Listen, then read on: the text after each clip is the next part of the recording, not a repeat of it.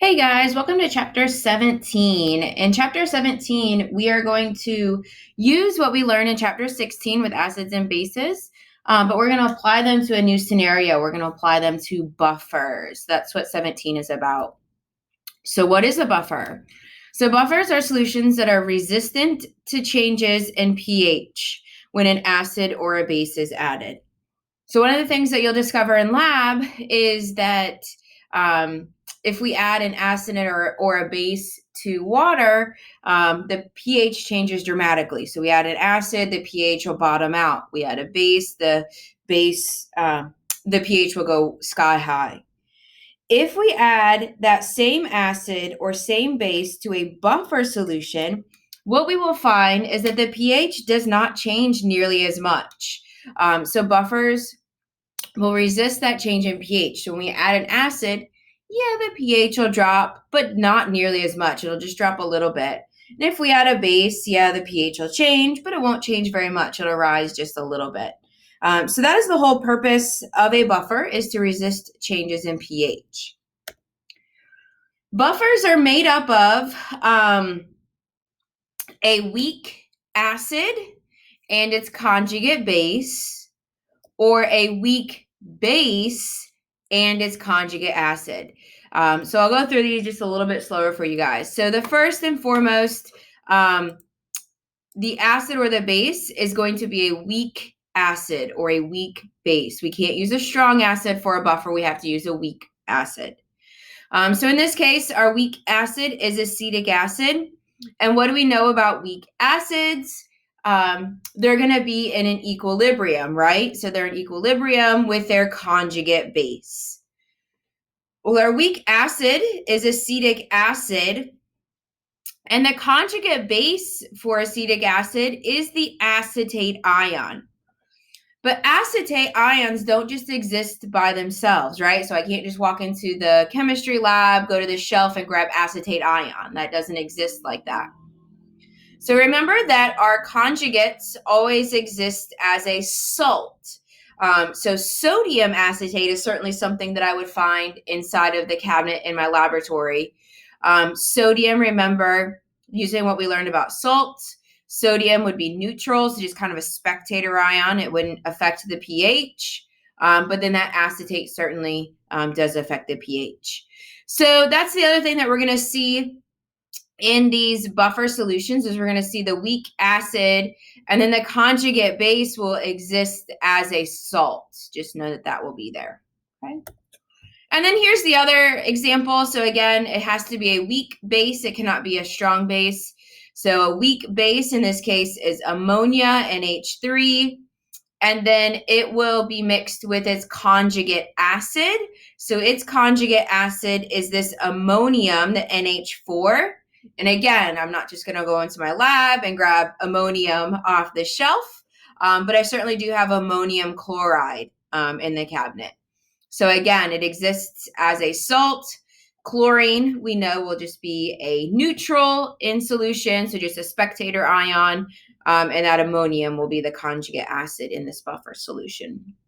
Okay, so right away, we see this application of the salts that we learned. So how does a buffer work? So many of all of the physiological processes within our body happen within a very narrow pH range. So for example, human blood must be held between 7.36 and a pH of 7.42. So that's a really, really small pH range that has to be maintained. Okay. Causing the pH to get too low or too high can have some very serious side effects. For example, if the pH gets too low, that's something called acidosis. And it affects the blood's ability to bind with oxygen. So the hemoglobin and oxygen equilibrium will get thrown off. So maintaining that very narrow pH range is really, really important. So our body has to be very good at buffering. It has to have some really good buffers.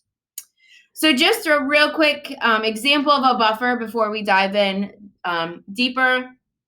So the blood has a mixture of carbonic acid, and then the bicarbonate is its conjugate base. So just inherently within the blood, we're going to see these two molecules present. So carbonic acid and then the bicarbonate buffer. So what happens when our blood starts to get too basic? So what happens when there's a base added to our blood or some physiological process happens and there's an increase of a base? Well, which one of these molecules will the base react with? Will it react with the carbonic acid or will it react with this bicarbonate ion, the conjugate base? Right, a base is going to react with the acid, right? So if a base gets added into our blood from whatever way, that base, so this is an example of a base, so that base will react with the carbonic acid. The carbonic acid will neutralize that base, so it'll create water and then that other ion that we see, okay? So here's how these buffers work.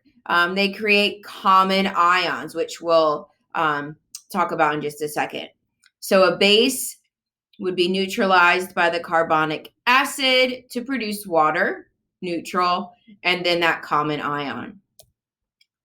Well, what happens when our blood gets too acidic? So somehow some physiological process happens. There's too much acid present in our blood. So is an acid going to react with the carbonic acid or is it going to react with this bicarbonate ion? Right, it's going to react with the carbonate ion, bicarbonate ion, the conjugate base. So an acid would react with the bicarbonate ion to produce more of the carbonic acid. So again, we see that common ion. So the bicarbonate ion will create more of the carbonic acid. So just kind of adding to the buffer. So that's just a really quick look at how buffers work. It's a really good quick look at how the buffer in our blood works. So here's just kind of a summary of everything we've talked about. So this is just going to be our qualitative look at buffers in the absence of numbers. In just a second, we'll quantify this. So here's our original buffer solution. It's going to be about a 50-50 mixture of a weak acid and the conjugate base. When a strong base is added, so this is our another way of saying strong base. So when a strong base is added to a buffer, some of the weak acid is neutralized and thus converted to the conjugate base. So we see that we use up some of this weak acid to neutralize that base. And so instead of being 50-50, we'll see a little bit more of the base, a little less of the weak acid. So yes, the pH will change a little bit. So we add a strong base, and yeah, the pH is going to go up a little bit, but not too much. Again, we've got our original buffer solution, 50-50 mixture. If we add a strong acid, so this is just our example of a strong acid, some of the conjugate base is neutralized, so the conjugate base will be used up and thus converted to a weak acid. So again, we're going to see some of this conjugate base is going to be used up to neutralize that strong acid, and that is going to create more of this weak acid. So we've got less of the conjugate base, a little bit more of the weak acid. So of course the pH is going to drop, so the pH is going to become more acidic, but not very much. It's just going to be a slight decrease in the pH here. Okay. So as long as the concentration or the ratio of weak acid conjugate base stays close, the pH won't change very much. Okay. So that's our qualitative look at buffers. What we're going to do now is we're going to quantify this. So first, we're going to calculate the pH of this original buffer solution. So that's going to be the first type of problems that we work. And then in subsequent videos, we're going to work problems where, okay, this is the original pH. When I add a strong acid, what's the new pH? Or when I add a strong base, what's the new pH? So that's just kind of a preview of where we're going. So in this first video, we're going to talk about how do we calculate the pH of the buffer solution, so of this original buffer solution. So as I alluded to before, buffers are going to have this common ion effect. So they will share a common ion, and that's exactly what they use to buffer or to resist the change in pH. Okay. So here's just an example of that. So in this first picture, this is our acetic acid. So if I have a 1 molar solution of just acetic acid by itself, the pH is about 2.9. Okay. Here we've got the conjugate base, the acetate ion. So this guy right here. So the acetate ion, again, acetate ion doesn't exist by itself. It exists as a salt. So this is a 0.1 molar solution of sodium acetate. And what we see is that that's going to be basic. So it's going to have a pH of 8.9.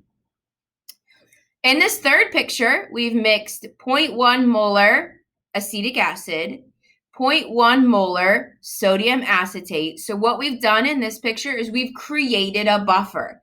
We mixed a weak acid with its conjugate base. So we mixed them together. We've created a buffer. And when we stick our pH probe into this solution, we'll see that the pH is somewhere in between these two, right? So the pH of this solution is 4.7. Okay. So what we see is by these two having the common ion, by mixing them together and making a buffer solution, we make a pH that's somewhere in the middle of these two. All right, so let's talk about how we would calculate the pH of a buffer. So in the previous problem, they just stuck a pH probe in there and measured it. Well, now we're going to learn how we can calculate the pH of that buffer solution. So here's what a problem might look like. Calculate the pH of a buffer solution that is 0.1 molar acetic acid and 0.1 molar sodium acetate.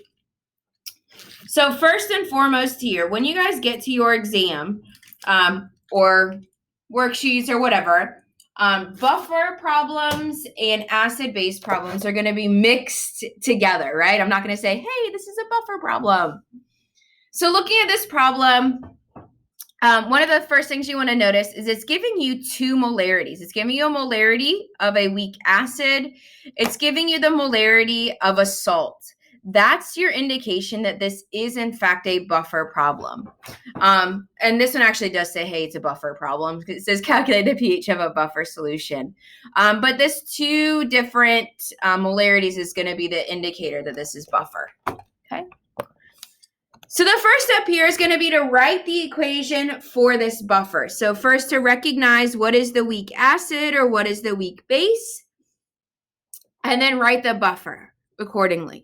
So our weak acid in this case is acetic acid. Okay. Acetic acid, you can always react it with water. So if it makes more sense to have that water in there, go ahead and put it in. I mean, you don't have to put it in, but it helps my brain to see the process. So acetic acid is an acid. So an acid is going to be a proton donor. So it's going to give away its proton to water. So on the other side, we'll see the conjugate base. So acetate with the absence of that hydrogen. Water in this case is going to act as a base. So water is going to be a proton acceptor. So we'll see this is H3O plus. Okay. So that's the first step to any of these problems, is to write the equation for that particular buffer. And I've got a prettier version here. Okay, so what we recognize here is that this is an equilibrium problem, right? So with any equilibrium problem, what are we going to need? Yep, our ice table.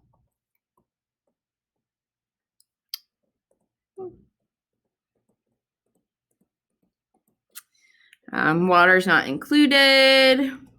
Our hydronium and our acetate ion.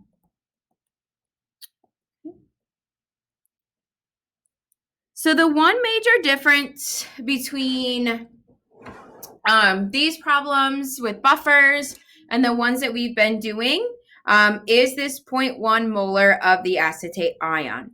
So up until this point, we would read through this. We say calculate the pH. That is 0.1 molar in acetic acid. And in the past, we said, okay, this is 0, and continued on with our problem. Well, now that's not the case. So now we've got this 0.1 molar acetate ion. So we're going to have the 0.1 molar over here on the product side. What we're going to assume is that this H3O is basically 0. So since there's no mention of it, we're going to assume that there's none of that. And that will dictate how we fill in the rest of this table. Okay? So if the hydronium ion is concentration is 0, there's only one way for that change to go, and that's to go up. So it doesn't make sense to have a negative concentration. So the change for this is going to be a positive X. And if that's changing by a value of positive X, then this must be also changing by a value of positive X. So if the equation is going in this direction, we're creating hydronium. We're also creating more of that acetate ion. And if we are creating hydronium and acetate ion, that means the acetic acid must be a minus. Okay. So then we fill in our equilibrium, 0.1 minus X, X, and 0.1 plus X. Okay. So the next thing is our Ka.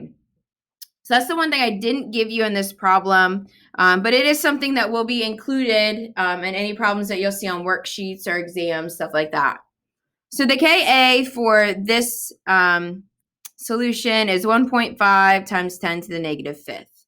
Not something you need to know, something that's always going to be given. So now we can fill in our Ka equation. So Ka equals, just like before, concentration of products over concentration of reactants.